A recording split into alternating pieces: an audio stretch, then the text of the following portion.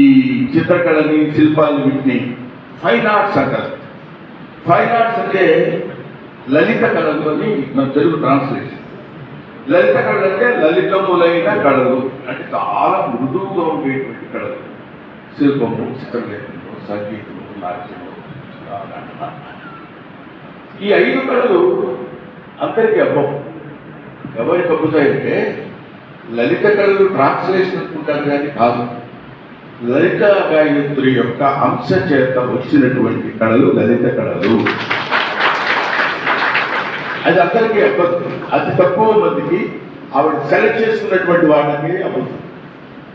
అటువంటి లలిత కళ కలిగినటువంటి వాళ్ళని మనం వాళ్ళ ఆయన బ్రహ్మాండంలో బొమ్మ వేసుకుంటాడు, ఆయన నాట్య సినిమాలో యాక్టింగ్ చేస్తుంటాడు అనేటువంటి ఒక భావన ఉంటుంది మనకి.